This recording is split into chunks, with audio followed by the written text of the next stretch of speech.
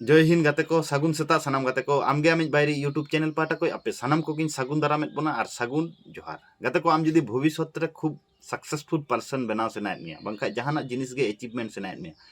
ताहले गाते को आम मिटंग जिनिस आम कोराव हुयुग तमा मन मन रिया कथा से आवेग ते भाषाव लेन खाय दो बांग गानोआ मने मिटंग अबो एमन मिटंग अब हड़म भितर मिटंग जिनिस मेना ओना तो सब समय लातार से आणगो मिया ओना खातिर मन बा आवेग ते तो जहाना आलम कराव मन नियंत्रण काते आम कमी तालाते जीवन रिया ताड़ाम डहार माड़ांग इदी में मन कंट्रोलेम मन बार बार बुझावाय में भागी मन दो ओका कना मन आम जुदी कंट्रोल दाड़ायाम और जुदी माने एफोर्ट इदिया टाइम टू टाइम ताले मिद दिन हिलो आमा जितकर 100% हुयुआ किंतु आबो मैक्सिमम हर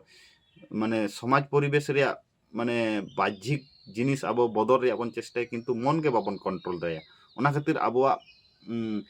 माने सक्सेस बांग हुयुआ ओना खातिर आमगे आमिज बायरे यूट्यूब चैनल पाहटा खोज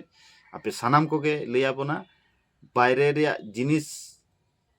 माने नितो जहां नेगेटिव वातावरण ओना खोज उडुक कते पॉजिटिव वातावरण रे हिजु तबन पे मन हो उनका के ट्रेंड रे तबन पे मन सब समय आबोई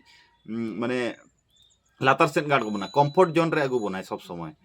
आपे नेल को आपे कटिक कटिक गिद्रे नेल को बन उनको मनेटा एतो कोमल ताहेना एतो नरम ताहेना उनको माने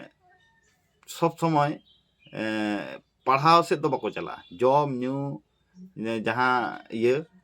तो ओने उनका के आपे जुदी मने जुदी पे कंट्रोल दाड़ाया ताहले जीवन भविष्यत रे फ्यूचर रे छतो किछु जिनिस आबो बन अचीवमेंट दाड़ा सारी से बांगा नोआ कथा कमेंट काते लई तबन पे और नोंकाना मोटिवेशन कथा नाम लगी आमगे आमिज बायरे यूट्यूब चैनल सब्सक्राइब का तबन पे मा एनखान सानाम को गे आर मिद धाव जोहार।